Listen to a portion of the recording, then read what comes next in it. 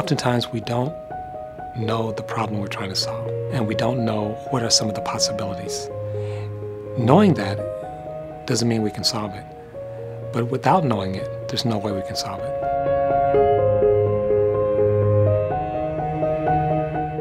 The Haas Institute is an outgrowth of a very long effort to try to improve diversity at UC Berkeley. The idea behind the Haas Institute was to try to connect academics with practical effects. We're talking about a paradigm change. Can we think about research, education in a very different way? Can we think about the production of knowledge in service of and in collaboration, co-creating with the community? That's the vision of Haas.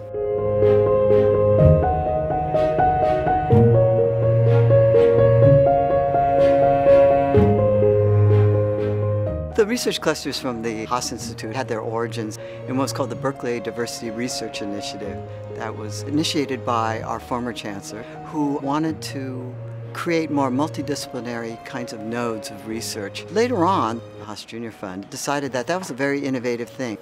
And for that, they supplied funds that would allow us to populate these clusters.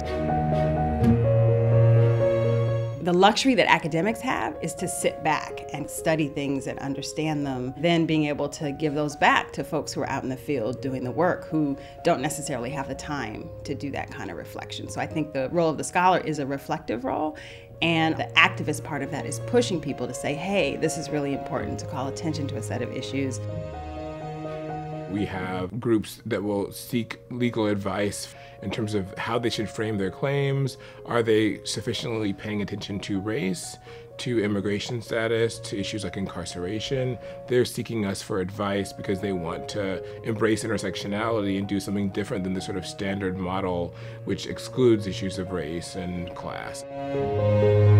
As a university as spectacular as UC Berkeley, it always comes back to the quality of the research. What's unique, I think, about what's going on in the Haas Institute is the ability to have the infrastructure and the experience and the staff to help us in communicating our ideas. Our cluster focuses on how do we make differences something to celebrate and not something to draw us apart. Our health is created by the circumstances in which we live. You can't have poverty.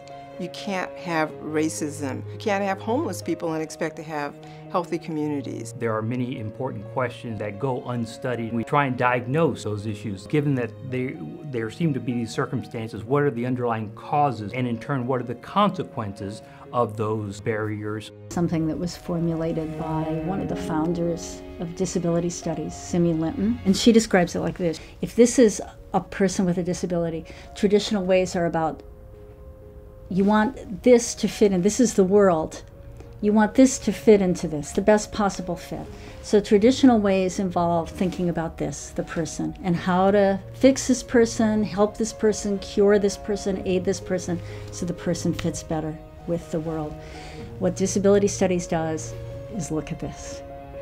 We're not so much interested in this. We're looking at how do you change this so that there's a better fit, so there's less of a gap. The clusters are in alignment with academic research, effective communication, policy, aligning with organized stakeholders from the community.